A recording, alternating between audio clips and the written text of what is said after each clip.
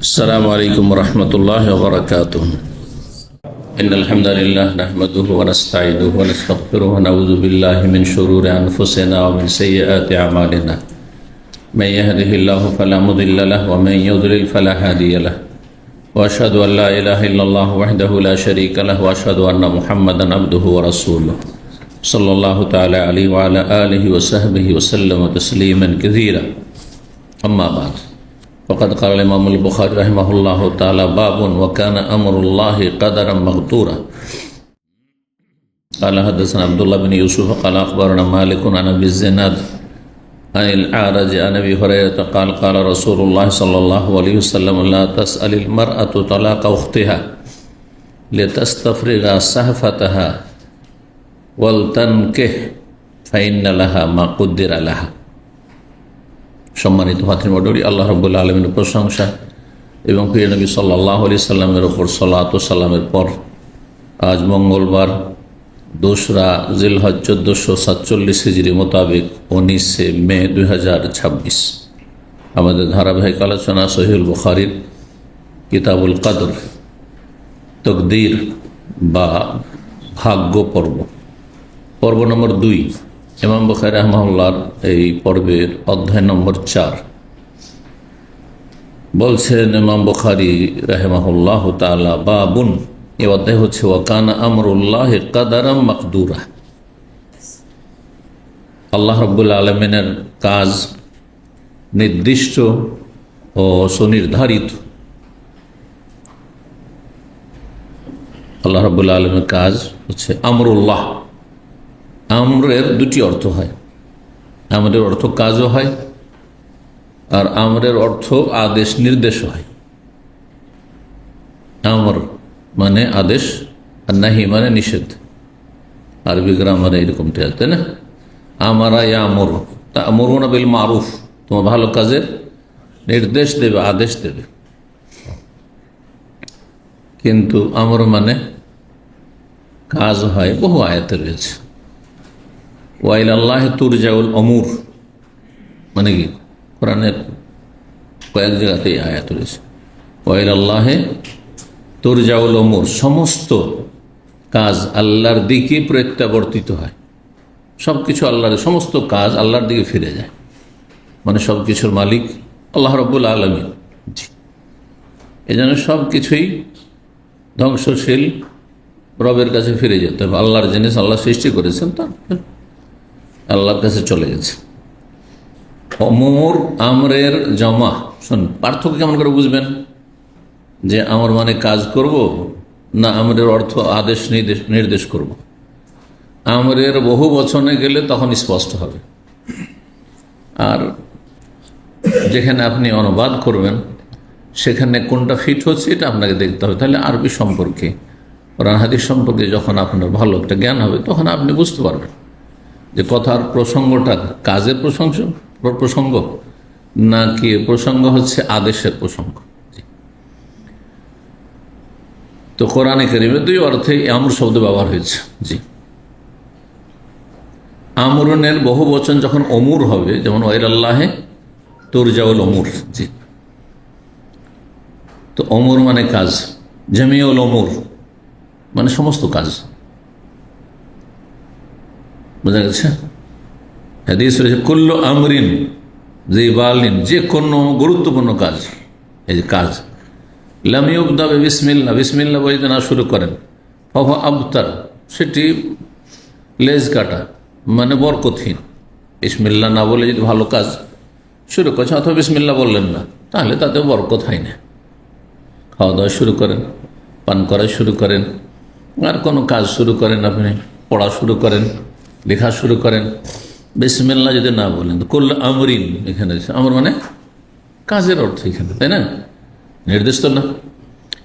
তো আমরের জমা বহু বচন যখন অমুর হবে তখন ওর মানে কাজ হয়ে যাবে।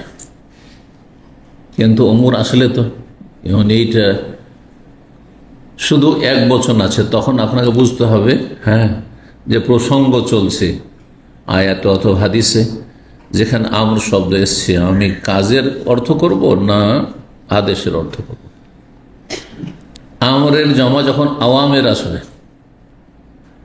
আওয়ামের মানে হ্যাঁ নির্দেশাবলী, আওয়ামের। জি, আজকাল সরকারি অথবা কোনো প্রতিষ্ঠান, আপনারা বিভিন্ন কোম্পানিতে আছেন, যখন কোনো নোটিশ হয় এগুলো হচ্ছে নির্দেশিকা, হ্যাঁ, আওয়ামের বলা হয় বা তালিমাত বলা হয়। হ্যাঁ, ওয়াকানা আমরুল্লাহ, এখানে আল্লাহর আদেশ কথাটি খুব একটা মেল খায় না। শুধু আল্লাহর আদেশ সুনির্ধারিত না, আল্লাহ সব কাজ, আল্লাহর কাজের মধ্যে আল্লাহর আদেশটিও আল্লাহর কাজ।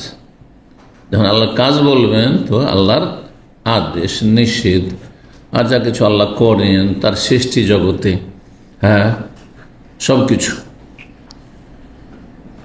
আমর, আল্লাহ রাব্বুল আলামিনের কাজ বা আল্লাহর নির্দেশ, আমর শব্দ।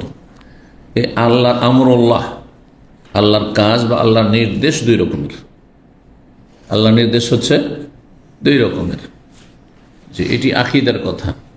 আমরে কওনি আর আমরে শরঈ। শুনেছেন কোনদিন? আল্লাহর সৃষ্টিগত নির্দেশ আর আল্লাহর, হ্যাঁ, বিধানগত নির্দেশ। সৃষ্টিগত নির্দেশ যা পৃথিবীতে যা ঘটছে এটি আল্লাহর সৃষ্টিগত নির্দেশ। আল্লাহর ইচ্ছার বিরুদ্ধে সেটা হয় না।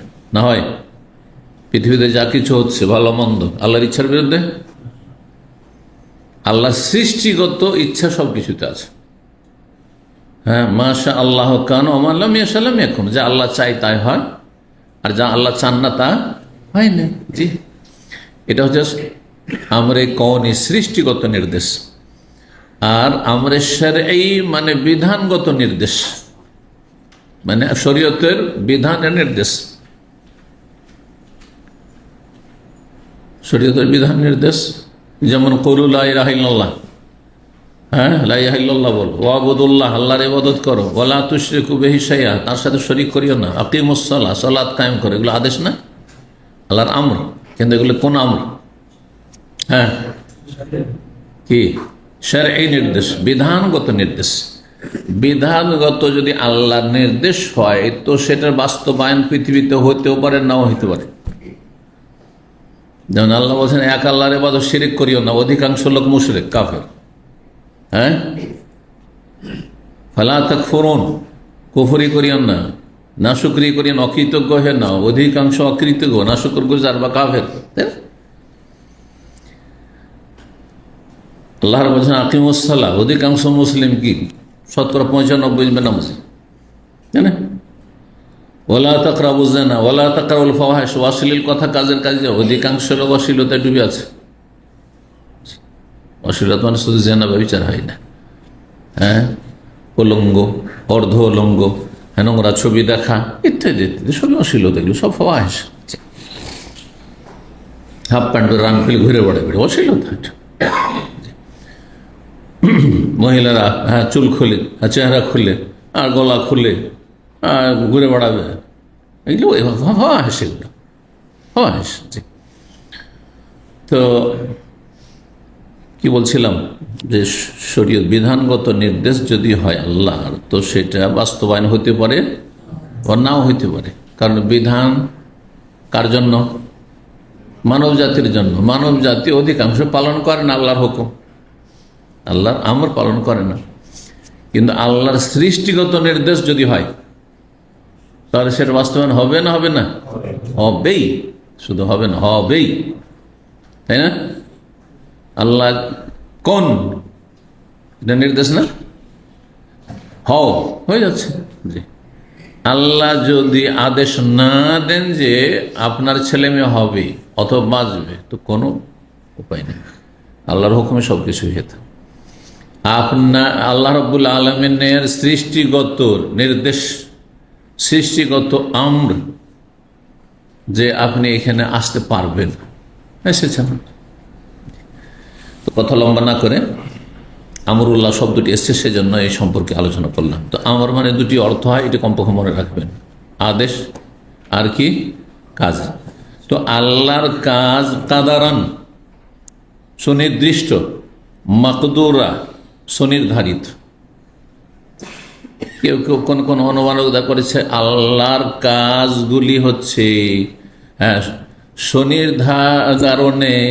স্বনির্ধারিত। তো ওর চাইতে ভালো এটি কাদারন মাকদুরা, সুনির্দিষ্ট আর সুনির্ধারিত, কাছাকাছি বাংলা শব্দ। এক কথায় পৃথিবীতে যা কিছু আছে সব কিছুই কাদারান মাকদুরা, সুনির্ধারিত সুনির্দিষ্ট। আপনার হায়াত আমার হায়াত সুনির্ধারিত। হ্যাঁ, কোনখানে কতটা সময় কাটবে, কি অবস্থায় কাটবে, সুস্থতায় কাটবে অসুস্থতায় কাটবে, শিক্ষিত না অশিক্ষিত, হ্যাঁ হ্যাঁ, সচ্ছল না অভাবী দরিদ্র, হ্যাঁ, তারপরে আপনি শান্তিতে কাটাবেন না অশান্তিতে, সমস্ত দিক, বহু দিক রয়েছে। তো মানুষের ক্ষেত্রে এতগুলো দিক সামান্য একটু বলল, তাহলে বাকি সমস্ত সৃষ্টি করল। ওয়াকান আমরুল্লাহ, আল্লাহ রাব্বুল আলামিনের কাজ হচ্ছে সুনির্ধারিত সুনির্দিষ্ট। সূরা আহজাবের আয়াত নম্বর 38। এই আয়াতটিকে তকদিরের দলিল বলা যেতে পারে। তকদির সম্পর্কে অনেক আয়াত রয়েছে, একটি দুটি আয়াত নয়।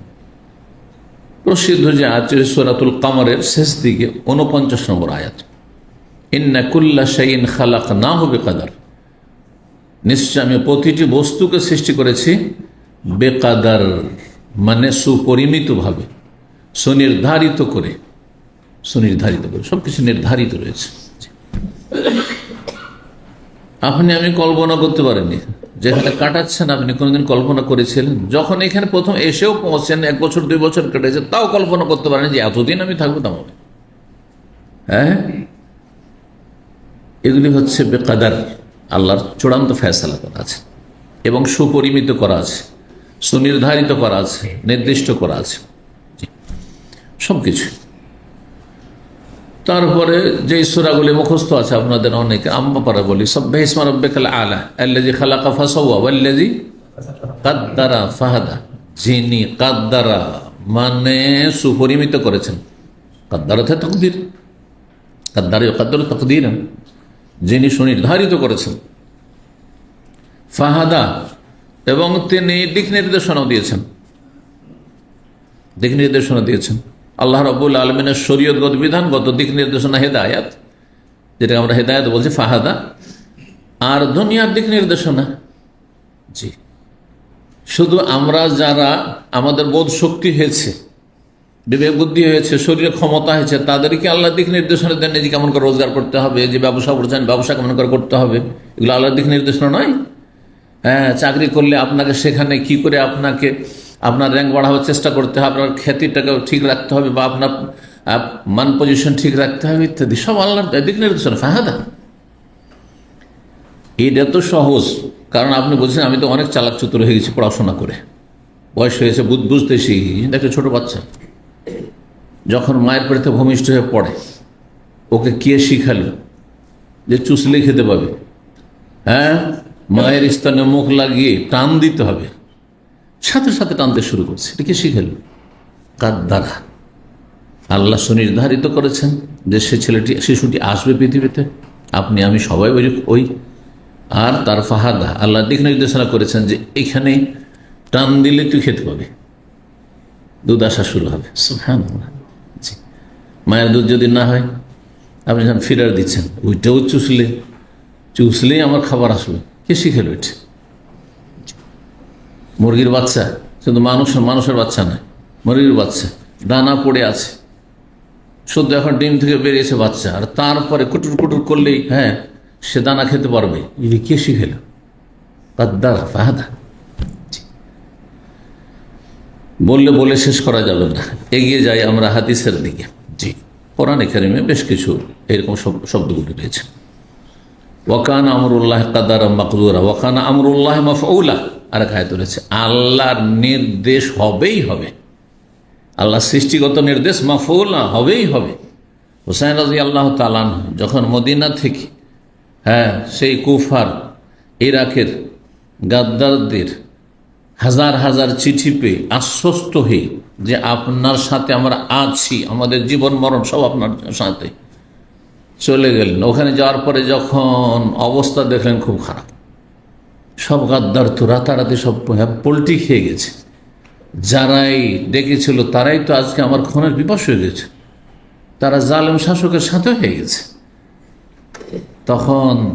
তিনি স্মরণ করেছিলেন যারা উপদেশ দিয়েছিল এখানে, আব্দুল্লাহ বিন আব্বাস রাদিয়াল্লাহু তাআলা, আব্দুল্লাহ বিন ওমর, বারবার অনুরোধ যে যাবেন না, যাবেন না, যাবেন না। সেখানে আপনার বাপ শহীদ হয়েছেন, আলী রাদিয়াল্লাহু তাআলা খুন করেছেন। সেখানে আপনার বড় ভাই হাসান শহীদ হয়েছেন, আপনিও সেখানে গিয়ে কিছু ভালো পাবেন না। কিন্তু না, ডেকেছে যায়। যখন সেখানে পৌঁছে প্রতিকূল অবস্থা দেখলেন, যে অবস্থা ভালো না, সবাই একাই ছেড়ে দিয়েছে, অসহায় ছেড়ে দিয়েছে। সুবহানাল্লাহ। তখন এই আয়াতগুলো পড়েছে, ওয়াকানা আমরুল্লাহ কাদারা মাকদুরা ওয়াকানা আমরুল্লাহ মাফরুরা, আয়াতগুলো পড়েছে যে আল্লাহর যদি ফায়সালা যেটা করা আছে হবেই হবে। সেখানে পৌঁছে গেছি।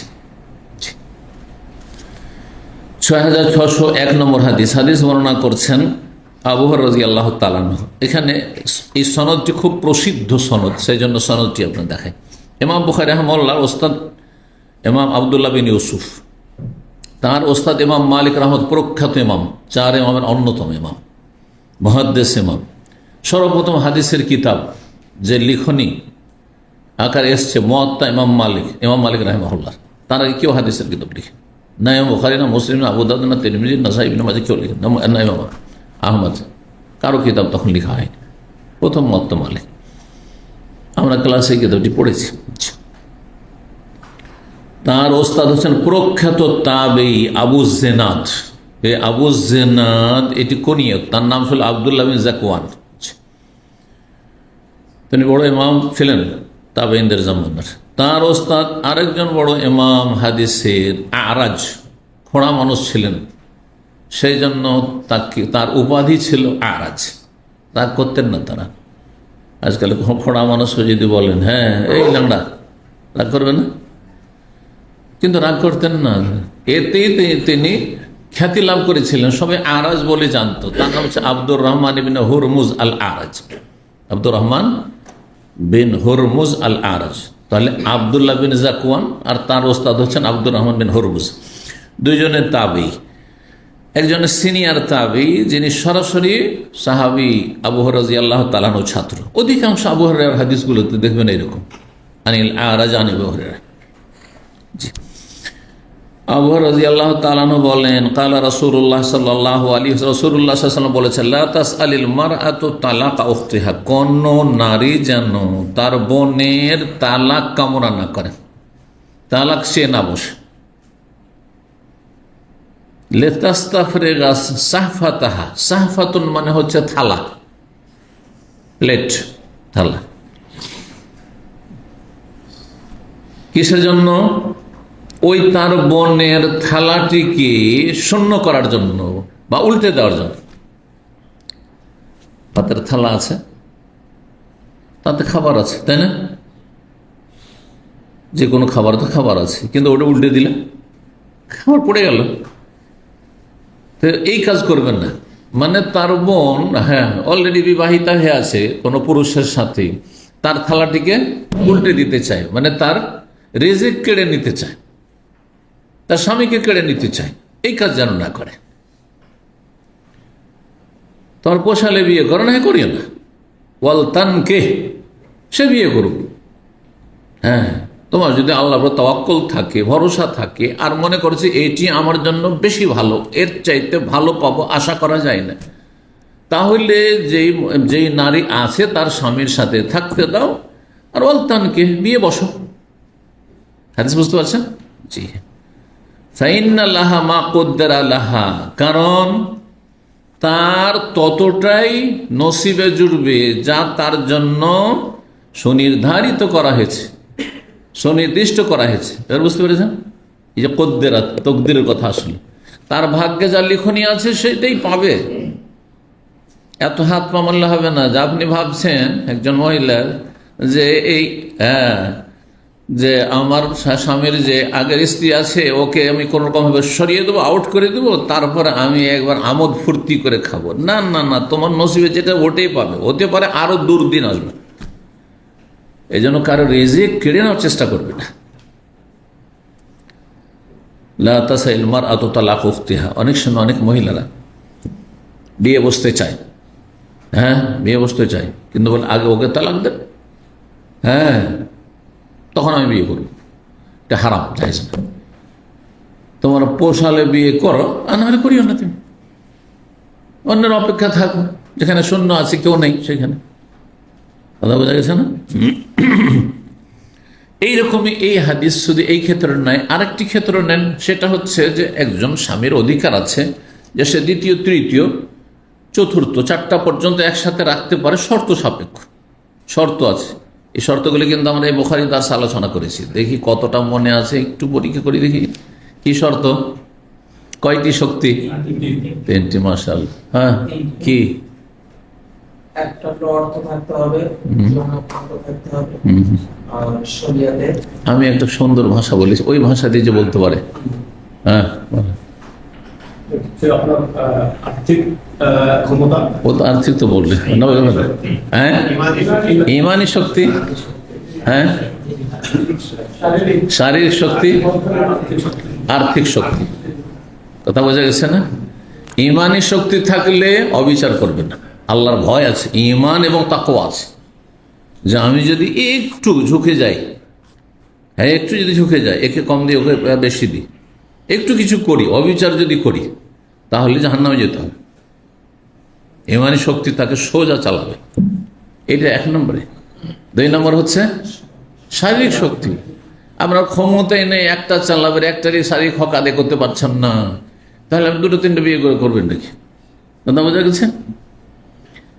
তৃতীয় শর্ত হচ্ছে আর্থিক শক্তি।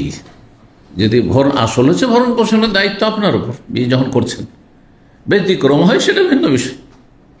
এখন কোনো মহিলা যে স্বেচ্ছা বলে যে আমার বাবার অঢেল ধন সম্পদ আছে, বাবার বাড়িতে থাকবো, তুমি বিয়ে করতে পারো, কিচ্ছু নেবো না তোমার কাছে, তো চাই, সেটা ভিন্ন বিষয়, যেন আলাদা একটা মাসলা। কিন্তু আসল হচ্ছে আপনি বিয়ে করেছেন, যত বড় ধনীর মেয়ে হোক, ভরণ পোষণের দায়িত্ব আপনার, যদি সে তার হক থেকে আপনাকে অব্যাহতি না দেয়।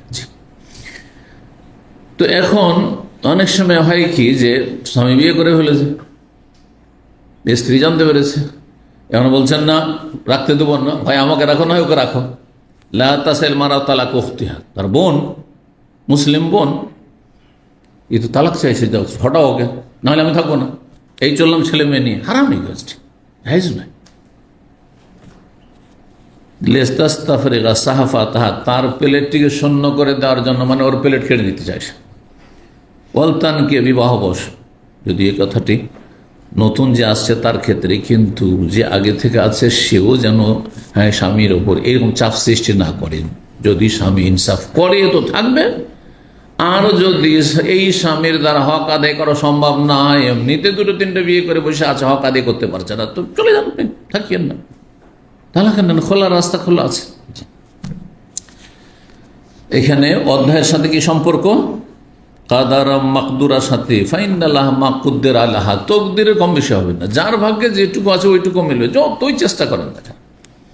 অনেক বাপ মা আছে ছেলে মেয়েকে অনেক শিক্ষিত করার জন্য, হাফেজ করার জন্য, আলেম বানানোর জন্য কত না চেষ্টা করেছে, যার জন্য যত বেশি চেষ্টা করা হয়েছে সে বেশি ব্যর্থ।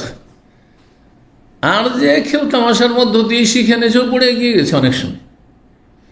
কিন্তু তার মানে এই নয় যে আমি কর্ম করব না, কাজ করতে হবে। আসল হচ্ছে কাজ করে যান আপনি, আল্লাহ কাজ করতে বলেছেন, কিন্তু কাজ হইলেই যে রেজাল্ট হয়ে যাবে ভালো, এটা জরুরি নয়। আমার সাথে একটা ছেলে ছিল, জামিয়া সালেহে বেনারসে লেখাপড়া করত। সে ক্লাসে ফার্স্ট না সেকেন্ড হইত, আমার এক ক্লাস সিনিয়র ছিল। আর তার প্রথম স্বপ্ন ছিল আমি সৌদি আরব মদিনা ইউনিভার্সিটি যাব, মদিনা ইউনিভার্সিটি যাব। কিন্তু ঠিক যখন ফাইনাল পরীক্ষা, যেই বছরের সার্টিফিকেটটা এইখানে মহাদালা করা আছে, মানে যেটা মান্যতা আছে, যেটা এমন অসুস্থ হয়ে গেল, মানে জ্বরে, মানে কম্বল জড়িয়েও তার জ্বর যায় না। কোন রকম যে পরীক্ষা দিবে, পরীক্ষা হলেই বসতে পারলো না, 4-5টা সাবজেক্টে পরীক্ষা দিতে পারলো না, পরে 8-10টা সাবজেক্ট থাকতো, পরীক্ষা দিতে পারলো না। আরে পরীক্ষা না দিলে কি রেজাল্ট হবে? পরে যখন সুস্থ হলো তখন তার একা একা পরীক্ষা নেওয়া হইলো, তো সাধারণত এইরকম পরীক্ষাগুলোতে করে কি, এক্সামিনাররা কোনো পাস করা নম্বর দেয়। যেই ছেলেটি 90 আপ নাম্বার পেত তাকে 70 আপ পর্যন্ত দিল, 70 থেকে 75 নম্বর পেল। এই 80-র নিচের নম্বর দিয়ে কখনো মোদি ইউনিভার্সিটি আসা যেত না। কথা বুঝতে পেরেছেন? আমরা 5টা 6টা সাবজেক্ট 8টা 10টার মধ্যে 100, না হয় 97, 98, 99 এরকম করে, তারপরে চান্স হয়েছে, এত সহজে না। তো হইল না, এখন কি করবে শেষে? আসতে বললো না সৌদি আরব। যার সবচেয়ে বড় স্বপ্ন তার ক্লাসের মধ্যে ছিল, তার চাইতে যারা কমজোর গুলো সব ছিল কয়েকজন, প্রতি বছরে 5জন 6জনকে এক ক্লাস থেকে আসতে হয়, মানে ফাইনাল থেকে আসতে বললো না। ছেড়ে চলে গেল জেনারেল ইউনিভার্সিটিতে। যাওয়ার পরে অ্যারাবিকে গ্রাজুয়েশন করলো, মাস্টার্স করলো, পিএইচডি করলো, এখন প্রফেসর, এখন প্রিন্সিপাল এক কলেজের, আমার ডিস্ট্রিক্টে এখন সে প্রিন্সিপাল কলেজের। কোথায় নিয়ে চলে গেল তার তকদির। ফাইনাল্লাহ মা কদ্দের আল্লাহ, প্রতিটি মানুষের ক্ষেত্রে যেটা যার তকদির আছে সেটি হবে, জি, কম বেশি হবে না। আল্লাহ আমাদের তকদির ভালো করুন। জি, 6602 নম্বর হাদিস বর্ণনা করছেন ওসামা বিন যায়েদ রাদিয়াল্লাহু তাআলা। তিনি বলেন, কুনতু ইনদান নবী সাল্লাল্লাহু আলাইহি ওয়াসাল্লাম, আমি নবী সাল্লাল্লাহু আলাইহি ওয়াসাল্লামের পাশে ছিলাম এক সময়। ইজাহু রাসূলু ইহদা বানাতিহি, সেই সময় তার কোন এক কন্যার পক্ষ থেকে দূত আসলো। এখানে রাসূল মানে দূত, রাসূল মানে নবী রাসূল না। কারণ রাসূলুল্লাহ সাল্লাল্লাহু আলাইহি ওয়াসাল্লামের কাছে আসলো, তার রাসূল আর এক রাসূল কোত্থেকে আসলেন, বুঝতে পারছেন না? তো রাসূলের এখানে শাব্দিক অর্থ, তখন ওই ইসলামের পরিভাষার অর্থ নাই, পারিভাষিক অর্থ না। পারিভাষিক অর্থ রাসূলের হচ্ছে যে নবী রাসূল, ঠিক আছে না? কিন্তু শাব্দিক অর্থ রাসূলের হচ্ছে, রাসূল মানে দূত, রাসূল মানে দূত। সে দূতের কয়েকটি আরবি আছে, তার মধ্যে একটি হচ্ছে রাসূল। আজকাল অ্যাম্বাসেডারের ক্ষেত্রে, যে রাষ্ট্রদূত, এই ক্ষেত্রে এই শব্দটি ব্যবহার করা হয় না, কারণ ইসলামের পরিভাষার সাথে মিলে যাচ্ছে, সেই জন্য অনেক মানুষ বুঝতে বিব্রত হবে। সে নতুন আরবি আবিষ্কার করা হয়েছে, সাফির। কি সাফির মানে হচ্ছে অ্যাম্বাসেডার, রাষ্ট্রদূত। সাফির মানে প্রতিনিধি, দেশ থেকে সে প্রতিনিধি হয়েছে, সফর করে এসছে, সফর থেকে, হ্যাঁ, দেশের পক্ষ থেকে প্রতিনিধি হয়ে এখানে অন্য দেশে এসেছে প্রতিনিধিত্ব করার জন্য, তিনি দূত দেশের পক্ষ থেকে।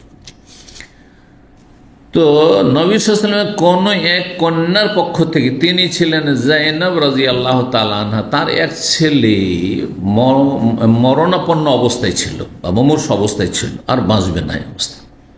ডেকে পাঠালেন একটা ছেলেকে বা একজন কাউকে, পাঠানো হলো যে আপনার মেয়ে, হ্যাঁ, বারবার করে আপনাকে আসতে বলছে, যতই ব্যস্ত থাকেন না, এক নজর আসতে বলছে শেষ মুহূর্তে, ছেলে দুনিয়া থেকে বিদায় নিছে। ওয়াইন্দাহু সাদুন ওয়া উবাই বিন কাব ওয়া মুআযুন, সেই সময় নবী সাল্লাল্লাহু আলাইহি ওয়াসাল্লামের সাথে ছিলেন সাদ বিন আবি ওয়াক্কাস, উবাই বিন কাব ছিলেন, মুআয বিন জাবাল ছিলেন, এই সাহাবায়ে কেমন ছিলেন। এসে সেই দূত কি খবর দিল, আন্না ইবনাহা ইয়াজুদু বিনাফসিহি, যে তার যে মেয়ে, তার সন্তান, ছেলে সন্তান মরণাপন্ন অবস্থায় রয়েছে। ইয়াজুদু বিনাফসিহি, জাদা ইয়াজুদু মানে নিজের জীবনকে উৎসর্গ করছে, শাব্দিক অর্থ। তো জীবন উৎসর্গ করা তো বললে তার অর্থ ফুটে উঠবে না, সেই জন্য ভাব অর্থ করে দিলাম। কি ছিল? মরণাপন্ন অবস্থায় ছিল অথবা মুমূর্ষ অবস্থায় ছিল, শেষ অবস্থা।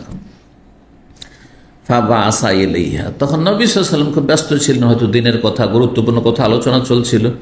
তো তিনি তখন মেয়ের কাছে সংবাদ দিয়ে পাঠালেন, সংবাদ নিজে গেলেন না, সংবাদ পাঠালেন যে যাও, আল্লাহ যদি দেন সেটাও হ্যাঁ আল্লাহ যদি নিয়ে নেন সেটাও আল্লাহর, আর সব কিছু সময় সুনির্ধারিত রয়েছে, সুনির্দিষ্ট রয়েছে। এই যে তকদিরের কথা, এখানে দোয়া যেটি, যে দোয়াটি বলতে হয় কারো কোনো কিছু ক্ষয়ক্ষতি হলে, হ্যাঁ, কোনো কিছুতে ধরেন ধন সম্পদে হোক অথবা নিজের পরিবার পরিজনের ক্ষেত্রে হোক, কোনো কিছু হইলে এই দোয়াটি পড়া হচ্ছে সুন্নাত। ইন্না লিল্লাহি ওয়া ইন্না ইলাইহি রাজিউনের পরে এটি দোয়া। ইন্না লিল্লাহি ওয়া ইন্না রাজিউন তো কোরআনের শিক্ষা।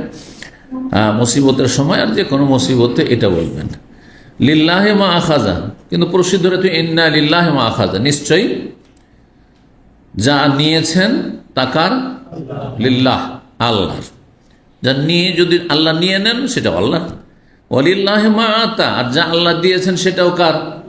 আল্লাহর। কুল্লুন বে আজালিন, এখানে সংক্ষেপ প্রসিদ্ধ রিবাজ কুল্লু শাইইন বে আজালিন মুসাম্মা, কুল্লু শাইইন বে আজালিন মুসাম্মা, সব কিছু সমস্ত বস্তুর সময় কি রয়েছে, সুনির্ধারিত রয়েছে। আজাল সময়, মুসাম্মা মানে সুনির্দিষ্ট রয়েছে, সুনির্ধারিত রয়েছে। সুতরাং যদি আল্লাহ নিয়েই নেন তো কি করতে বলো আমার মেয়েকে, ফালতাসবির, সে যেন সবর করে, ধৈর্য ধারণ করে, ওয়াল তাহতাসিব, আল্লাহর কাছে নেকির আশাবাদী হয়, নেকির আশা রাখে যে আমার ছেলেকে আল্লাহ যদি নিয়েও নেন তো আল্লাহ আমাকে উত্তম প্রতিদান দেবেন, এর উত্তম বিকল্প দেবেন দুনিয়া আখেরাতে, আল্লাহ আমাকে এর ওসিলায় জান্নাত দেবেন, এর শাফাত, এর সুপারিশ নসিব হবে ইত্যাদি। নেকির আশা রাখা, মহাপুরস্কার রয়েছে। জি, ইন্নাল্লাহ মা'আস সাবিরিন, আল্লাহ ধৈর্যশীলদের সাথে আছেন। ধৈর্যশীলদের ক্ষেত্রে হাসর মাঠে আল্লাহ ঘোষণা, ইন্নী জাযাইতুহুমুল ইয়াওমা বিমা সাবারু, দুনিয়াতে যেহেতু সবর করেছে, যারাই যে রকমের ধৈর্য ধারণ করুক না কেন, যে কোনো বিপদ আপদে, তাদেরকে আজকে কোথায় তারা আসো, তোমাদেরকে আজকে তাদেরকে আমি উত্তম প্রতিদান দেব। কেমন উত্তম প্রতিদান দেব? অন্য আয়াতে আল্লাহ বলছে, ইন্নামা ইউওয়াফফাস সাবিরুনা বিগাইরি হিসাব, যারা ধৈর্যশীল তাদেরকে বেহিসাব আল্লাহ বদলা দেবেন। সুবহানাল্লাহ, বেগাইরে হিসাব, হিসাব করে নয়, বিনা হিসাবে আল্লাহ দেবেন, অফুরন্ত অশেষ পুরস্কার আল্লাহ দেবেন। এই জন্য ধৈর্যের বড়ই গুণ রয়েছে, দুনিয়াতে ধৈর্যের বড় গুণ রয়েছে, কিন্তু ধৈর্য ধারণের সময়টা খুব কষ্টের। যেমন সবচেয়ে তিতা ওষুধ খেতে কত কষ্ট লাগে, যেখানে বমি হওয়ার সম্ভাবনা থাকে, অনেকে গিলতেই পারে না, অবস্থা খারাপ হয়ে যায়, ওর চাইতে কষ্ট করা হচ্ছে ধৈর্য ধারণ করা, কঠিন ধৈর্য ধারণ করা। হ্যাঁ, আপনার বুকে জুলুম অত্যাচার করছে আর আপনি বলছেন না কিছু বলবো না, প্রতিশোধ নেব না, এটা এত সহজ বিষয় না। হ্যাঁ, কেউ আপনার মেজাজ গরম করছে আর আপনি বলেন জাযাকাল্লাহ খায়র, আল্লাহ আপনার ভালো করে, এত সহজ। কেউ আপনার থুতু দিচ্ছে মুখে আর বলবেন জাযাকাল্লাহ, ভালো থাকুন, কঠিন বিষয়। জি, এই ছিল হাদিস। কিন্তু নবী সাল্লাল্লাহু আলাইহি সাল্লামের কাছে আবার মেয়ে, হাদিস কিন্তু সংক্ষেপে রয়েছে, আবার মেয়ে পাঠিয়ে দিলেন আরেকজনকে যে না, তাড়াতাড়ি আমার আব্বুকে ডেকে নিয়ে আসো। নবী সাল্লাল্লাহু দেখলেন যে না, মেয়ে ছাড়বেন না, তখন গেলেন। জি, গেলেন আর শেষ, তারপরে নবী সাল্লাল্লাহু করলেন আর সেই অবস্থায় দুনিয়া থেকে ছেলে বিদায় নিলেন। 6603 নম্বর হাদিস। হাদিস বর্ণনা করছেন আবু সাঈদ খুদরি রাদিয়াল্লাহু তাআলা আনহু আখবরাহু, তিনি জানিয়েছেন তার ছাত্র আব্দুল্লাহ বিন মুহাইরিজকে,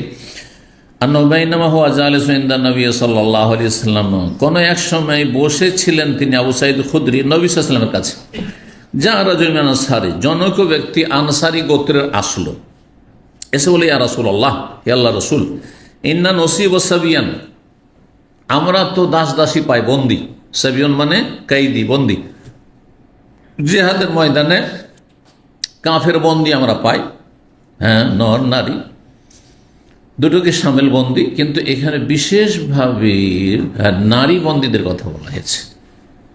যদি ইসলামের জিহাদ হয়, জিহাদ ফি সাবিল আল্লাহর কালেমা উঁচা করার জন্য, জিহাদের ময়দানে কাফেরদের, হ্যাঁ, যারা যোদ্ধা তাদের সাথে তো যুদ্ধই করা হইল, আর তারপরে তারা যদি বেঁচে থাকে, বন্দী হয়, তাহলে তারা কি হবে? হ্যাঁ, তারা দাসে পরিণত হবে। তাদের যদি নাবালকরা থাকে তারাও দাসে পরিণত হবে, তাদের যদি নারীরা থাকে সেগুলো দাসীতে পরিণত হবে। আর তারপরে তখন এগুলোর মালিককে, হ্যাঁ, মালিক হবে খলিফাতুল মুসলিমিন, ইমামুল মুসলিমিন, রাসূলুল্লাহ সাল্লাল্লাহু আলাইহি ওয়াসাল্লাম, আমলে রাসূলুল্লাহ সাল্লাল্লাহু আলাইহি ওয়াসাল্লাম।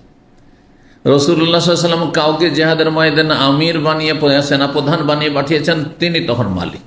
তখন তার কাজ কি হবে?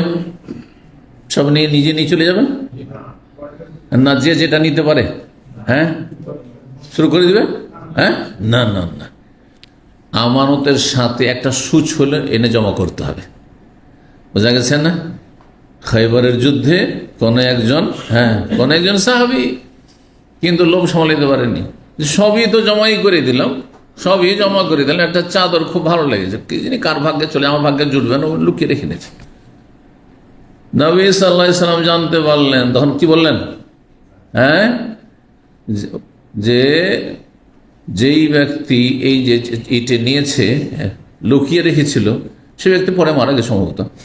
তো যাই হোক, ওই ব্যক্তি আমি দেখতে পাচ্ছি জাহান্নামে যে ওই চাদরটা দাও দাও করে জাহান্নামের আগুনে জ্বলছে আর তাতে সে জ্বলছে। এই হাদিস শোনার পরেই ছোটখাটো অনেক কিছু কেউকে রেখেছো, কেউ জুতা স্যান্ডেলের যে ওই যে ফিতাগুলো আছে ফিতা রেখে নিয়েছে, কেউ দুটা ফিতা নিয়ে এসে ফিরিয়ে দিচ্ছে, কেউ একটা ফিতা নিয়ে এসে ফিরিয়ে দিচ্ছে, কেউ সুচ রেখে নিয়েছে যেটা দিয়ে করবোটাকে বাইতুল মালে করবে, কেউ রেখে নি সুচটা। হ্যাঁ, নবী সাল্লাল্লাহু আলাইহি ওয়াসাল্লাম বলছেন যে সেরা কানে ফিন্নার ও সেরা কোন ফিন্নার, যে একটা জুতার ফিতা স্যান্ডেলের ফিতা চুরি করেছে, দুটো জুতার ফিতাকে খেয়ানত করেছে, সে জাহান্নামে যাবে। আল্লাহু আকবার, কত আমানতের বিষয়। সেই জন্য সাহাবায়ে কেরাম সব জমা করে দিত, জমা হয়ে গেল। তারপরে তখন মুজাহিদিনদের মাঝে বিতরণ হবে, যাকে গনিমতের ধন সম্পদ হয়, বিতরণ যখন হয়ে গেল তখন মালিক হল। তো মহিলা বন্দী হলে যখন নিজের ভাগে আসলো, মুজাহিদিনদের ভাগ কারো ভাগে আসলো, তখন সেটি তার, সে ইচ্ছা করলে এখন বিক্রি করতে পারে, কারণ সে মালিক হয়ে গেছে। এখন পণ্যের মতো ক্রয় বিক্রি হবে মানুষ, সুতরাং বিক্রি করে দিতে পারে। অন্য কেউ যদি এইরকম বৈধ পথে যে বন্দী হয়েছে, যে বা বান্দী হয়েছে, বা দাস হয়েছে, বা দাসী হয়েছে, সেগুলো কিনে তো তার সেটা, সে তার মালিক হয়ে গেল। আর যদি মনে করেন নিজেই রাখবো, তো মহিলা হইলে রাখবি আর বলে যে হ্যাঁ ওর সাথে কাছে যেও না, থাকতে পারবি কেউ?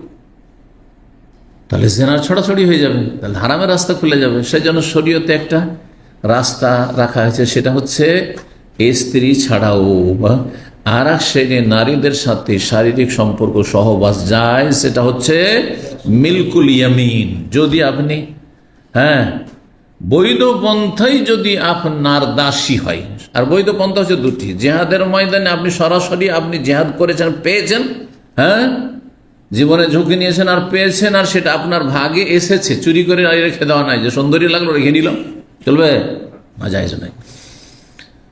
অথবা যে পেয়েছে তার কাছে আপনি ক্রয় করে নিয়েছেন, তাহলে এই নয় যে কাজের মেয়ে বিদেশ থেকে, গরিব দেশ থেকে নিয়ে আসবো, আর নিয়ে আসার পরে ঘরে উঠিয়ে নেবো, আমার হয়ে গেল, না, হারাম, জেনা। জেনা যেমন আত্মীয় স্বজন বা নিজের ভাষাভাষীদের সাথে জেনা করলে জেনা, তেমনি এইরকম একটা গরিবের মেয়ে যদি কাজের মেয়ে আসে আর তাকে মনে করে যে কাজের মেয়ে হাউসমেট, সুতরাং আমার জন্য হালাল হয়ে গেল, এক শ্রেণী জাহেল না মনে করে এরকম, জাহেল মূর্খ এরা, জেনাকারীরা। জি, এবার বুঝতে পেরেছেন? এখন এই সাহাবী আনসারী পেয়েছে একজন দাসী, এখন দাসীর সাথে সহবাস তার জায়েজ, তার জন্য কিছু বিধিবিধান আছে। কারণ আগে তার স্বামী যদি থেকে থাকে, তার স্বামী ছিল, তাহলে স্বামীর সাথে যদি সহবাস হয়, আর যদি গর্ভধারণ করে, তো কার বাচ্চা ধরবেন এটাকে? কার বাচ্চা ধরবেন? আগের স্বামীর। কেমন করে জানে আগের স্বামীর? আগের স্বামীর আর বোঝা যায় না, এখনো গর্ভ প্রকাশ পায়নি।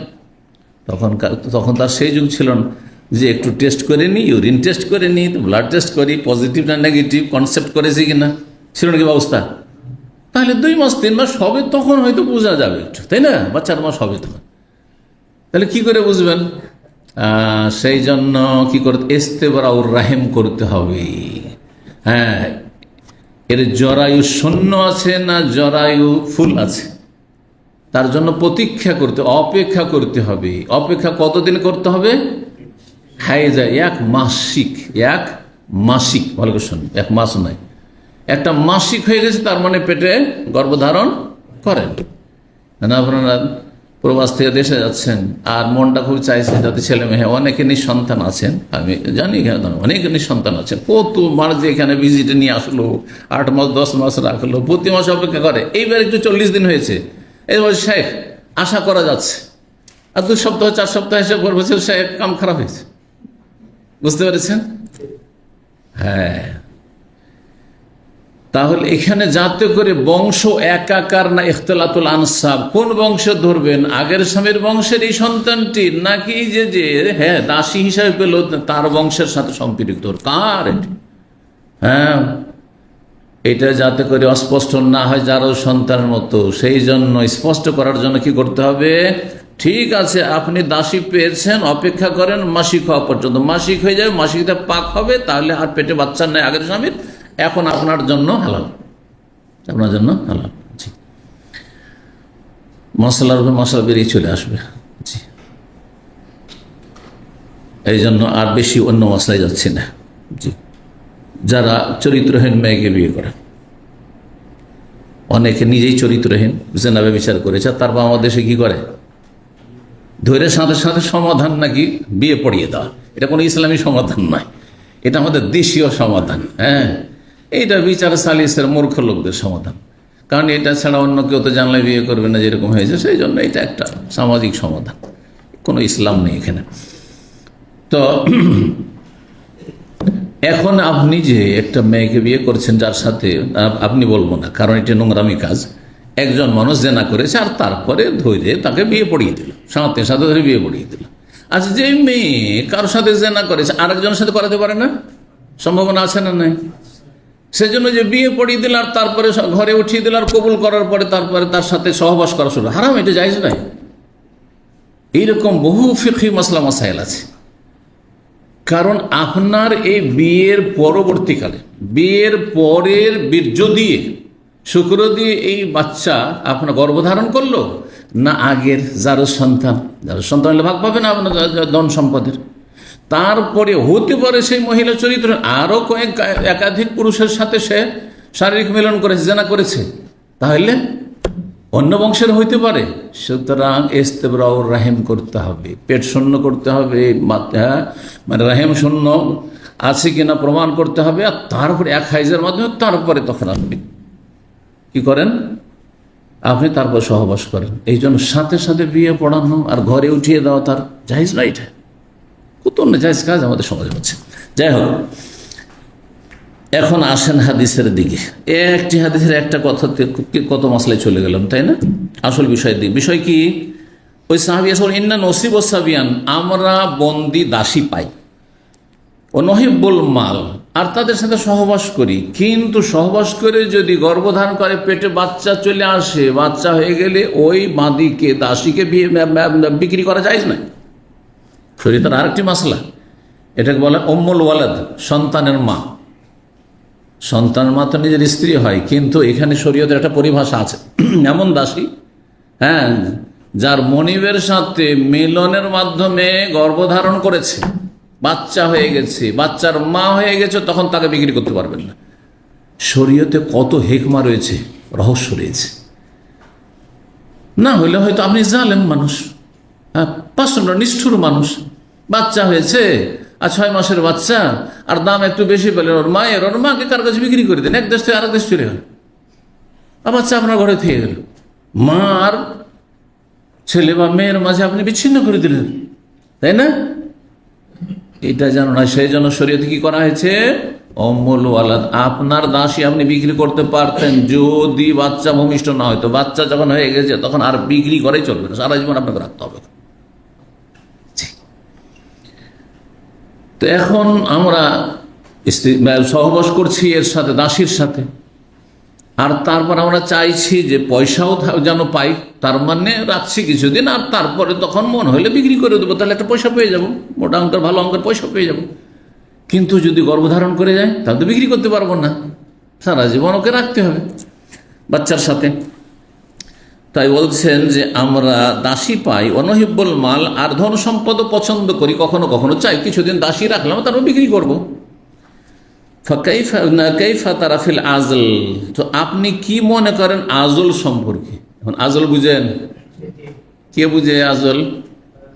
কয়জন বুঝে দেখি, একটু হাত উঠান তো।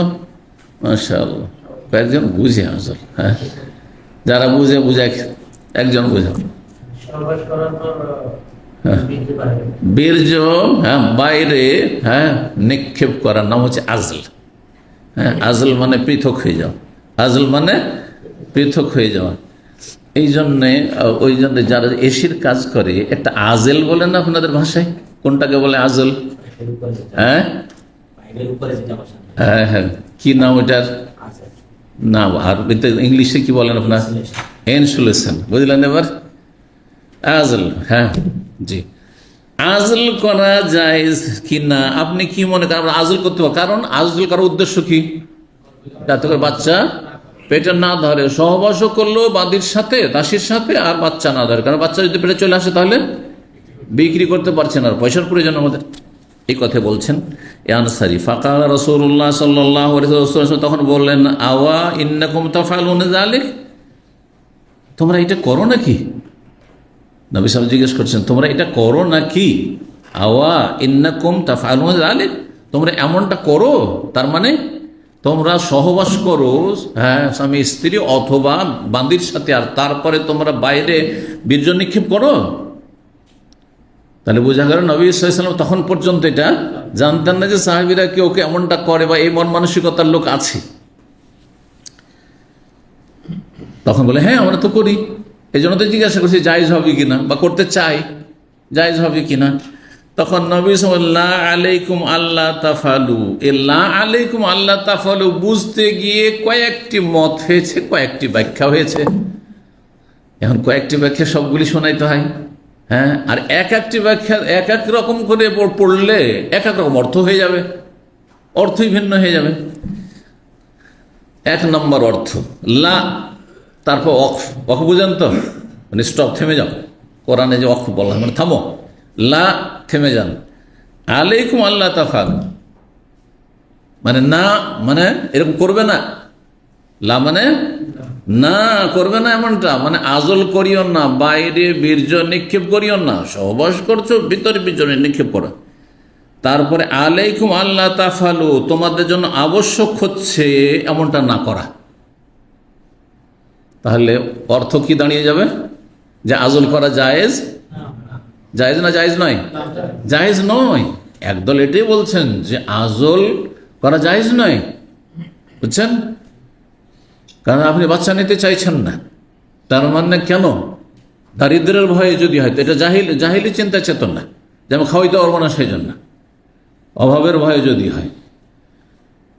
ওয়ালা তাকতুলু আওলাদাকুম খাশিয়াতা ইমলাক মিন ইমলাক, হ্যাঁ, অভাবের কারণে তোমরা ছেলে মেয়েদেরকে সন্তান হত্যা করিও না। আর এটা সরাসরি হত্যা না হইলেও, হ্যাঁ, আপনি বাচ্চা নিতে চাইছেন না, আপনি রাজ্জাক নাকি? না আপনি আব্দুর রাজ্জাক, রাজ্জাকের বান্দা, কথা বোঝা গেছে। একদল ফোকাহা বলছেন যে আজল করা জায়েজ নয় বা মাকরু, কিন্তু আরেক দল ফোকাহে কেরাম বলছেন জায়েজ, জায়েজ। আল্লাহর প্রতি বিশ্বাস আছে, আল্লাহ রিজিক দাতা, কিন্তু আমি এত বাচ্চা নিতে চাই না, অথবা এই আমার যেমন দাসীর ক্ষেত্রে আমি দাসীর বাচ্চা নিতে চাই না। স্ত্রীর ক্ষেত্রে যদি স্বামী স্ত্রীর, তাহলে উভয়ের সম্মতি লাগবে, উভয়ের সম্মতি লাগবে। কারণ বীর্য বাইরে নিক্ষেপ করলে একটা অসম্পূর্ণতা থেকে যাবে, হ্যাঁ, আপনার স্ত্রীর মাঝে, তো এটা তার একটা হক নষ্ট করা হবে, হ্যাঁ। সুতরাং তার অনুমতি ছাড়া হবে না।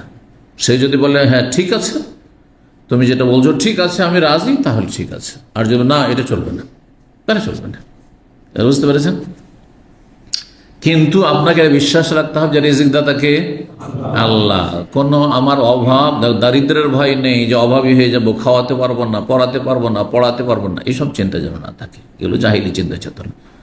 কিন্তু ছেলেমেয়ে হয়ে গেছে যথেষ্ট, আর ছেলেমেয়ে নিতে চাই না, হয়তো আছে। একবারে যতদিন বাচ্চা দিতে পারবে স্ত্রী, ততদিন পর্যন্ত বাচ্চা নিতে হবে, এটা ওয়াজিব নয়, বিল ইত্তেফাক। ভালো করে শোনা। এখন একজন মহিলা 45 বছর পর্যন্ত বা 50 বছর পর্যন্ত অনেক মহিলা বাচ্চা দিতে পারে, সেই জন্য আপনাকে 45 বছর আপনার যতদিন পর্যন্ত মাসিক বন্ধন না হবে ততদিন পর্যন্ত বাচ্চা নিতেই থাকতে হবে না, কেউ বলে না এটি কথা। তবে একেবারে বাচ্চা নেব না, বা আমি শুধু একটি নেব অথবা শুধু দুটি নেব, এটা জায়েজ নাই, জায়েজ নাই। কখন জায়েজ হবে? বিশেষ পরিস্থিতিতে, যদি আপনার স্ত্রীর শরীর স্বাস্থ্য খুবই খারাপ, অথবা সিজার হয়েছে, মুসলিম ধার্মিক আল্লাহ ভীরু বিশেষজ্ঞ ডাক্তার বলছে দুটোর বেশি নেওয়া যাবে না, আপনার স্ত্রীর শরীর স্বাস্থ্য খুবই খারাপ, গর্ভধারণ করলে প্রাণনাশের ঝুঁকি রয়েছে, তখন ভিন্ন বিষয়। কিন্তু আসল হচ্ছে যে একটি দুটিতে ক্ষান্ত হওয়া জায়েজ নয়। কিন্তু কারো 4-5টি হয়ে গেছে, যদি না যদি 10টি হইতে হবে, না না, কোনো ব্যাপার না। কিন্তু কেউ যদি নিতে চায়, সেই ক্ষেত্রেও স্ত্রী বলেন না আমি আর পারছি না, তারও অধিকার আছে বলার যে 5টা হয়ে গেছে, যথেষ্ট, জায়েজ আছে। বুঝতে পারছেন?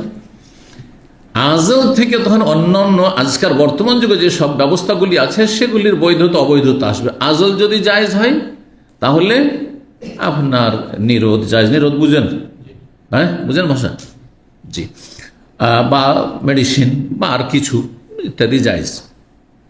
স্থায়ীভাবে বন্ধ করা এই স্থায়ী বন্ধ করা যায় না। এই স্থায়ীভাবে বন্ধ করে আল্লাহ না করে যে দুটা নিয়েছেন দুইটাই মরে গেল, তখন কি হবে? আমি এক মাদ্রাসায় পড়াইতাম এখানে আসার আগেও না, তারও আগে, মদিনা ইউনিভার্সিটি আসার আগে। কথা বুঝতে পারছেন?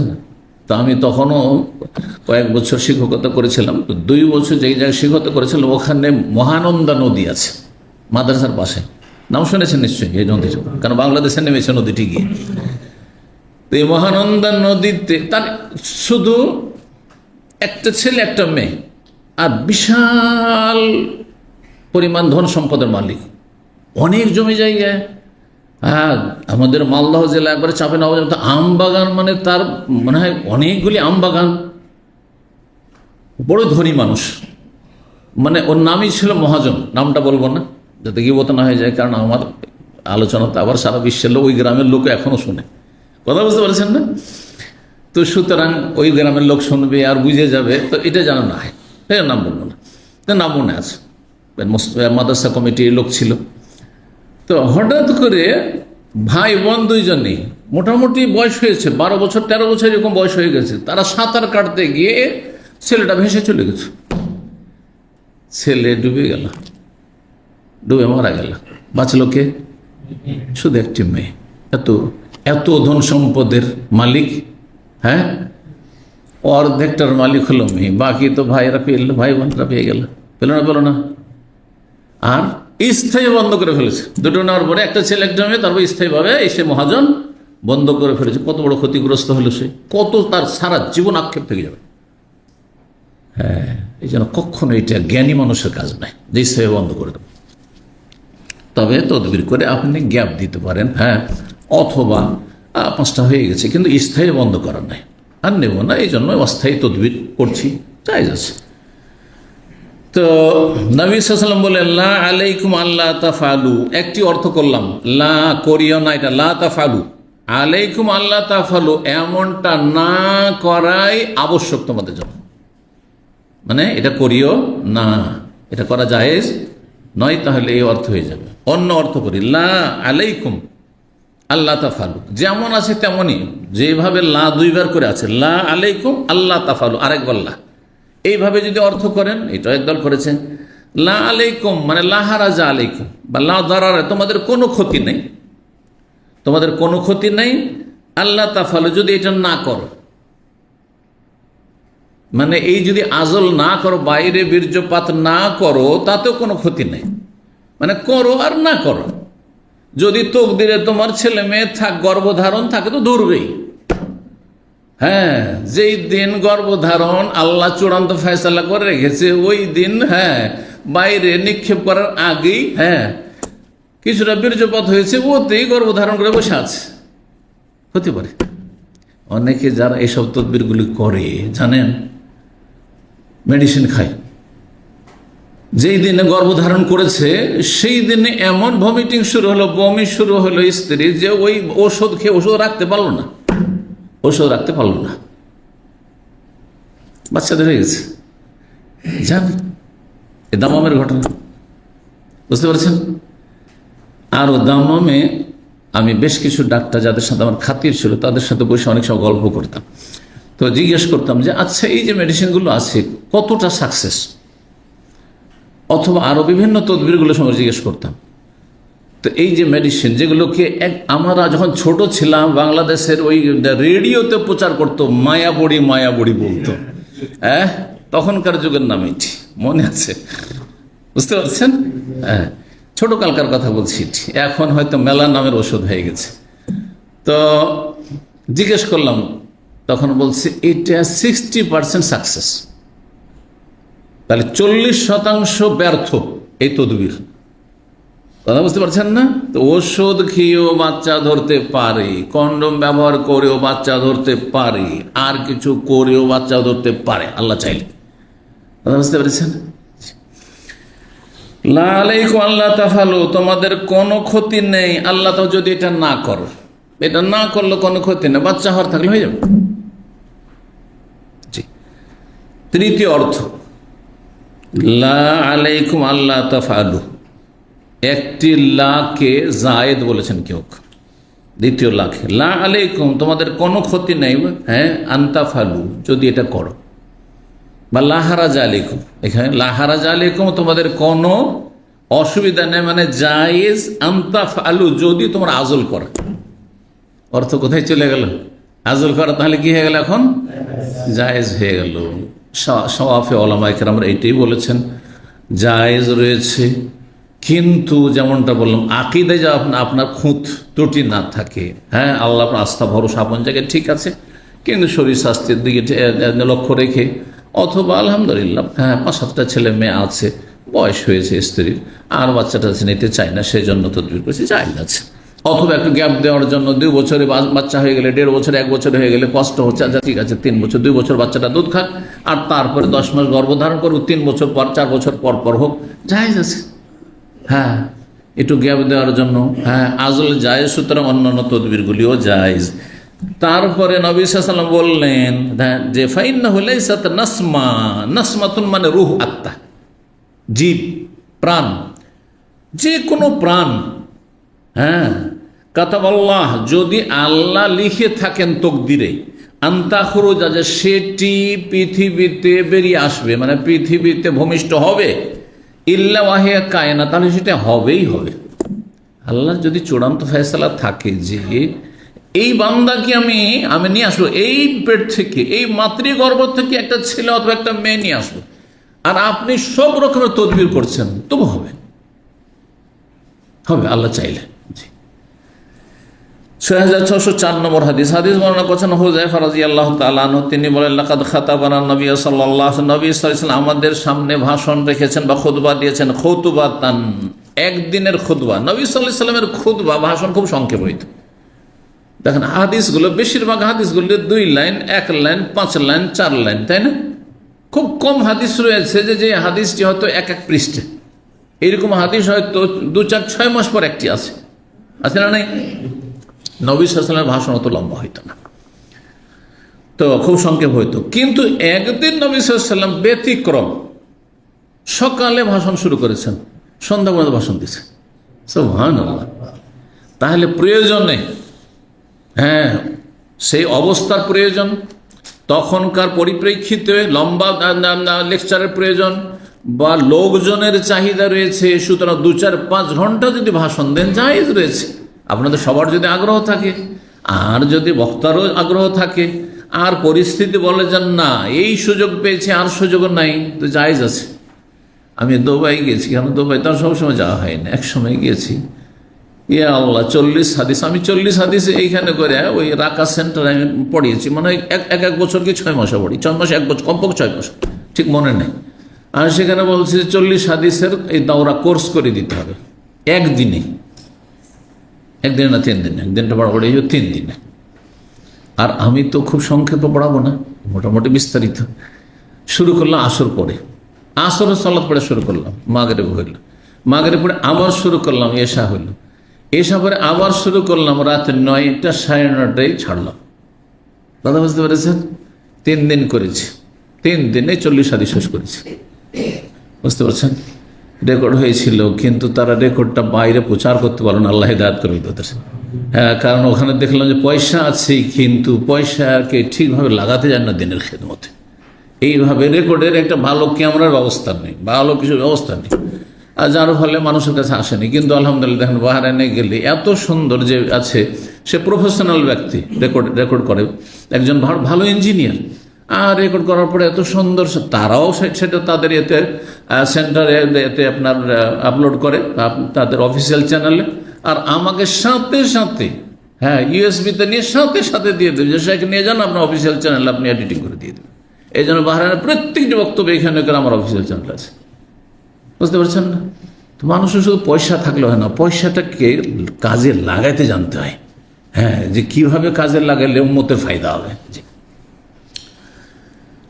তো যাই হোক, নবী সাল্লাল্লাহু আলাইহি সাল্লাম একদিন ভাষণ দিলেন, মা তারাকা ফিহা শাইয়ান ইলা কিয়ামিস সাআহ, কিয়ামত পর্যন্ত যা কিছু সংগঠিত হবে কোনো কিছুই ছাড়লেন না। সুবহানাল্লাহ। ইল্লা যাকারাও, সব কিছুই উল্লেখ করলেন। সব কিছুকে বিস্তারিত উল্লেখ করা সম্ভব? তাহলে সব কিছু সংক্ষেপে উল্লেখ করলেন, ভবিষ্যৎ বাণী কি হবে পৃথিবীতে, ফিতনা ফাসাদ, আর তারপরে তখন হাসর মাঠের বিভিন্ন অবস্থাগুলি আখেরাতের। আলেমাহু মান আলেমাহু, যারা জানার তারা জানলো আর মনে রাখার মনে রাখলো। ও জাহিলাহু মান জাহিলাহু, আর যারা অজ্ঞ থেকে গেল তো অজ্ঞ থেকে গেল, অজ্ঞ থাকার নসিবে অজ্ঞ থাকাই রয়েছে, অথবা ভুলে যাওয়া আছে ভুলে গেল। শুনেছে সবাই, হ্যাঁ, যারা ছিল সেখানে উপস্থিত, কিন্তু যারা মনে রাখার মনে রেখেছে আর ভুলে যাওয়ার ভুলে গেছে, এটা হচ্ছে উদ্দেশ্য। ইনকুন্তুল্লাহ আর সাইয়াকাদ নাসিতু, এত কথা কি আর মনে থাকে? সাহাবী বলছেন কিন্তু দেখেন, কোনো ভুলে যাওয়া কোনো বস্তু বা বিষয় যদি হঠাৎ করে সামনে ভেসে উঠে মনে হয়ে যায়, এই জন্য যারা আলোচনা শোনেন তারা যদি সংক্ষেপে নোট করেন, এটা আপনাদের জন্য উপকারী। আমার এই লেকচারগুলি আপনি 1 মাস পরে ভুলে যাবেন, কিন্তু যদি নোট থাকে আর সেই নোটটা আপনি, ডায়েরিটা আপনি 5 বছর পর 10 বছর পরে খোলেন, যখন খুলে দেখবেন যে এত তারিখের এই সার, হ্যাঁ, কথা মুদ্দা কথা দার্সের এই ছিল, তাহলে সমস্ত লেকচারটা আপনার, হ্যাঁ, স্মৃতিতে ভেসে উঠবে, পুরা জেগে যাবে। জাগবে না? জাগবে না? এটা উপকার। আল ইলমু কাইদুন, ইলম হচ্ছে জ্ঞান অর্জন করা, হচ্ছে বন্দি করার নাম। যত বন্দি করতে পারবেন ততই। যেমন শিকার করলেন, শিকার করে যদি আপনি সেটাকে ঠিক মাছ ধরে যদি না রাখেন, আবার ওই পানির কাছে রেখে লাফ দিয়ে পালিয়ে যাবে। হ্যাঁ, তেমন জায়গায় রাখতে হবে, শুরু করতে আসতেন যে আবার লাফ দিয়ে পালিয়ে না যায়। জি, তো তাই বলছেন ইনকুন্তুল্লাহ আর সাইয়াকাদ নাসিতু, আমি কোনো কিছুকে মনে করতাম যে আমি ভুলে গেছি, ফাআরিফু কামা ইয়ারিফু, তারপরে সেটাকে আমি চিনে নি বা উপলব্ধি করতে পারি, কামা ইয়ারিফু রাজুল, যেমন কোনো মানুষ, একজন মানুষ আরেকজন মানুষকে চিনে ফেলে, এজা গাবা আনহু, তার থেকে যখন অদৃশ্য হয়ে যায়, হ্যাঁ, দীর্ঘদিন হয়তো ছিল না তার সামনে, তার চোখের আড়ালে চলে যায়, ফারাহ, তারপরে যখন তাকে দেখতে পায়, ফারাহ, তাকে চিনে ফেলে। কথাটা বুঝলেন? আর একটু ভালো করে বুঝাই, এখানে যারা আজকে আমার 27 বছর হয়ে যাচ্ছে আলহামদুলিল্লাহ, হ্যাঁ, এ মহরমে 28 বছর পড়বে, তো অনেক ছাত্র এখান থেকে চলে গেছেন। অধিকাংশ যারা বাংলাদেশ চলে গেছেন হয়তো দেখা হয় নাই, কিন্তু অনেকে গালফে ফিরে এসছেন। কখনো দুবাই গেলে দেখা হয়, কখনো আপনার সৌদি আরব অন্য শহরে রিয়াজ গেলে দেখা হয়। জিজান গিয়েছি, দেখি ওখানে আমাদের ছাত্র, আমরা গেছি ওখানে ছাত্র রয়েছে, হ্যাঁ, তারপরে যেখানে যাই তাও ওখানে আমাদের এখানকার কিছু ছাত্র, বাহরাইন আছে কয়েকজন আমাদের। তো এইভাবে 5 বছর 7 বছর 10 বছর আগে, আচ্ছা এইখানেও এমন কি মাঝখানে 10 বছর ছিল না, তার নতুন বিষয় এসছে, কিছু বাইরের জমার দিন দেখবেন এরকম আছে। কিন্তু এক সময় ছিল আজকে থেকে 20 বছর আগে, আর তার মাঝখানে 5-10 বছর দেশে থেকেছে, তারপর আবার এসছে। হঠাৎ করে যখন দেখি তখন ওকে চিনে ফেলি, আরে এ তো পরিচিত মানুষ, এ তো অমুক, কিন্তু ও কিন্তু স্মৃতি থেকে আমার হারিয়ে গেছিল। যদি বলতেন অমুকের এই হয়েছে, আমি চিনতে পারতাম না, ওর নাম বললে চিনতে পারতাম না, বুঝছেন না? এখানে আমাদের এক ভাই ছিল, এখানে 2-3 বছর আগের ঘটনা, হঠাৎ করে হার্ট অ্যাটাক করে মারা যায়। বাড়ির দিনাজপুর ছিল, ঠাকুরগাঁও সমাগত, নিয়মিত দার্সে আসতো এখানে, হঠাৎ করে এই গিজাজে থাকতো, হঠাৎ করে মারা গেছে। তো আমাকে এক ভাই বলছে যে অমুক মারা গেছেন, করোনাতে বেশ কয়েকজন আমাদের সেন্টার আসতো, মারা গেছে, তো অমুক অমুক মারা গেছেন, চিনতে পারছেন না, খুব নিয়মিত আসতো শেখ। তা আমি বললাম ছবি দেখান, যেমন ছবি দেখে চিনে ফেলেছি, আরে এই লোক, সুবহানাল্লাহ, বুঝতে পারছেন না? তো বলছেন যে নবী সাল্লাল্লাহু আলাইহি ওয়াসাল্লামের কথাগুলি সারা দিন যে ভাষণ দিলেন, এত কথা হয়তো ভুলে গেছি, কিন্তু কোনো কথা যদি কেউ আলোচনা করে, একটু কথা আসত, আমি বুঝে যাবো, আমি তো শুনেছি, ওই যে বক্তব্য শুনেছি, হয় না? হয় না? জি হ্যাঁ। 6605 নম্বর হাদিস বর্ণনা করছেন আলী রাদিয়াল্লাহু তাআলা আনহু। তিনি বললেন, কুন্না জুলুসান মা নবী সাল্লাল্লাহু আলাইহি ওয়াসাল্লাম, আমরা নবী সাল্লাল্লাহু আলাইহি ওয়াসাল্লামের সাথে বসেছিলাম এক সময়, ওয়া মাহু উদুন, সেই সময় নবী সাল্লাল্লাহু আলাইহি ওয়াসাল্লামের হাতে একটি খড়ি ছিল। উদ মানে লকড়ি, উদুন মানে কি? লকড়ি। আর বিশেষ লকড়িকে এরা উদ বলে, যেটা সেন্টার্ড কাঠ, যেটাকে জ্বালায় সেটাকে উদ বলে। উদ হিন্দি, যেহেতু সেটা ভারতের আসাম থেকে আসে অথবা কম্বোডিয়া থেকে আসে, এসব দেশগুলি থেকে আসে, তো এর নাম উদ হিন্দি। তো উদ মানে শুধু এটাই না, উদ যে কোনো লকড়ি খড়িকে কি বলা হয়? উদ বলা হয়। জি। তো নবী সাল্লাল্লাহু আলাইহি ওয়াসাল্লামের হাতে একটি খড়ি ছিল, ইয়ানকুতুবিহি ফিলা, যেটা দিয়ে নবী সাল্লাল্লাহু আলাইহি সাল্লাম দাগ টানছিলেন মাটিতে। ফিল আরদে, মাটিতে কি করছিলেন? দাগ টানছিলেন। সাধারণত দাগ টানা কাজটি কোনো লাভের কাজ, কিন্তু এখান থেকে বোঝা যায় যে যদিও কখনো এরকম কোনো লাভের কাজ নাও হয় আর সেটা সামান্য হয়, তো জায়েজ, না জায়েজ কিছু নাই। অনেক সময় আমরা বসে গল্প করছি আর এরকম করছেন, করেন না কোনো কাজের ওঠে, হ্যাঁ, মাটি একটু করে সরাচ্ছেন হয়তো, হ্যাঁ, যেমন নবী সাল্লাল্লাহু আলাইহি ওয়াসাল্লাম কি করেছেন, সেই খড়িটা দিয়ে মাটিতে আঘাত করছেন। নাকাতে আন করতো মানে আঘাত করা অথবা কি করা, দাগ টানা, ধরেন করছেন কিছু। তো নবী সাল্লাল্লাহু আলাইহি ওয়াসাল্লাম ফানাকাসা, নবী সাল্লাল্লাহু আলাইহি ওয়াসাল্লাম মাথাটি নিচু করে নেন। নাকাসান কাসা মানে হচ্ছে মাথা নিচু করা।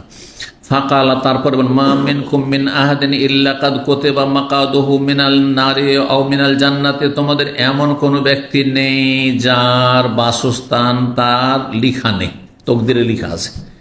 মিনাল নারে, জাহান্নামে তার বাসস্থান নাকি জান্নাতে তার বাসস্থান, সে জান্নাতে হবে না জাহান্নামে, আর কোন জায়গায় জান্নাতে কোন জায়গায় জাহান্নামে তাও লেখা আছে। ফকাল রাজুমিয়াল কম, তখন জনৈক ব্যক্তি বলল, যারা উপস্থিত ছিল তাদের মধ্য থেকে, আলা নাত্তাকিলু ইয়া রাসূলুল্লাহ, তাহলে কি আমাদের এই যে ভাগ্যে লিখনি আছে এর উপরে কি আস্থা ভরসা করে থেকে যাব না? কাজকর্ম করে লাভটা কি, যখন লিখায় আছে, আমার জায়গা লেখা আছে, আমার জায়গা জান্নাতে নাকি জাহান্নামে লেখা আছে, তাহলে এর উপরে ভরসা করে থেকে যায়, তকদির ভরসা, ন্যাকশন মূর্খের উপরে তকদির ভরসা, আল্লাহর ভরসা না বলে কি বলে তকদির ভরসা, যেটা তকদির আছে হবে, যেটা তকদির হবে। কোনটা তকদির আছে যদি আগে থেকে জানা থাকতো তাহলে কথা বলতে পারতেন। হ্যাঁ, যদি আপনার জানা থাকে যে আমি অ্যাক্সিডেন্ট হয়ে মরবো আর তারপরে গাড়ির সামনে ঝাঁপ দেন আপনি, তাহলে বলতে পারেন, কিন্তু আপনার কি জানা আছে? আপনি গরিব হয়ে সারা জীবন থাকবেন না ধনী হইতে পারবেন, জানা আছে? হ্যাঁ, যখন জানা নেই তাহলে আপনাকে ধনী হওয়ার চেষ্টা করছেন, আপনি ওর জানা করছেন না। তো ঠিক ওই রকমই আপনি জান্নাতে না জাহান্নামে আগে যদি জানিয়ে দাও, তো দেখ তুই যতই নামাজ পড় আর যতই রোজা রাখ, যতই দিন শিখ, জাহান্নামী, তাহলে আপনি কর্ম করিয়েন না, কিন্তু সেটা তো জানানো হয়নি। এই জন্য আমরা খুব সহজ ভাষায় সাধারণ মানুষকে বোঝানোর জন্য বলি যে তকদির একটা হচ্ছে তালাবন্দি বক্স। এখন বক্সের মধ্যে সাপ আছে না, বিচ্ছু আছে না, হীরা মণিমুক্তা আছে, কি জানেন আপনি? কিছু জানেন না। সুতরাং আপনার বক্সে যেন ভালো মূল্যবান কিছু থাকে, এর জন্য আপনি আপনার কাজ করে যান। কথা বোঝা গেছে? আল্লাহ বোঝার তৌফিক দান করেন। তো সাহাবী বললেন যে আমরা কি এর ভরসা করে থেকে যাব না? কাল আল্লাহ, এই তকদির লিখা হয়ে গেছে, তোমার জান্নাতে জায়গা না জাহান্নামে, এর উপর ভরসা করে থেকে যান না, এটা চলবে না। এ মালু, তোমার আমল করতে থাকো, তুমি আমল মানে মন্দ আমল, নেকির আমল করতে, ভালো কাজ করতে, ফাকুল্লুন মুয়াসসারুন, প্রত্যেকের জন্য সহজ করা হয়েছে। অন্য রিওয়ায়াতে রয়েছে কুল্লুন মুয়াসসারুন লিমা খুলিকা লাহু, যাকে যার জন্য সৃষ্টি করা হয়েছে সেটা তার জন্য সহজ হয়ে যাবে, সহজ করা হবে। আপনার জন্য সহজ লাগছে মসজিদে যাওয়া, নাকি আপনার ঘুমানোটা, ফজরের সময় ঘুমানো সহজ লাগছে? যদি ঘুমাতেই সহজ লাগে, মজার লাগে, তাহলে জানবে জাহান্নামী আপনি। ভালো করে শোনেন। জি, সুম্মা কারা, তারপরে এ সূরাতুল লাইলের আয়াত নম্বর 5 পড়লেন, ফাআম্মা মান আতা ওয়াত্তাকা ওয়াসাদ্দাকা বিল হুসনা ফাসানুইয়াসসিরহু লিল ইউসরা, যেই ব্যক্তি আল্লাহর রাস্তায় দান করলো, দিল, ওয়াত্তাকা আল্লাহর ভয় ভীতি নিয়ে জীবনযাপন করলো, তাকওয়া অর্জন করলো, ওয়াসাদ্দাকা বিল হুসনা এবং ভালো কথা কাজকে, ভালো আদেশ নিষেধগুলিকে আল্লাহর হোসনা বিশ্বাস করলো, আর হোসনা আর একটা তাফসীর জান্নাত, জান্নাতে বিশ্বাসী হইল, ফাসানুইয়াসসিরহু লিল মানে পরকালে বিশ্বাসী, জান্নাত বলে পরকাল উদ্দেশ্য করা হয়েছে, তাহলে তার জন্য আমি সহজ পথকে আর অতি সহজ করে দেবো। ফাসানুইয়াসসিরহু লিল ইউসরা ওয়া মান বাখিলা, তারপরে যদি কেউ বখিল কৃপণ হয়, হ্যাঁ, আর কি, হ্যাঁ, ওয়াস্তাগনা, আর বেপরোয়া হয়ে যায়, ইচ্ছা মতো স্বেচ্ছাচারিতা করে, যা ইচ্ছা তাই করবে, যা ইচ্ছা তাই খাবে, আর ওয়াক্কাযযাবা বিল হুসনা, জান্নাতকে যদি মিথ্যা মনে করে, ভালো কাজগুলিকে মিথ্যা প্রতিপন্ন করে, ফাসানুইয়াসসিরহু লিল উসরা, তাহলে কঠিনটাকে সহজ করে দেবো, ওই জাহান্নামে যাওয়াটাই সহজ করে, যা। কথা বুঝছেন না?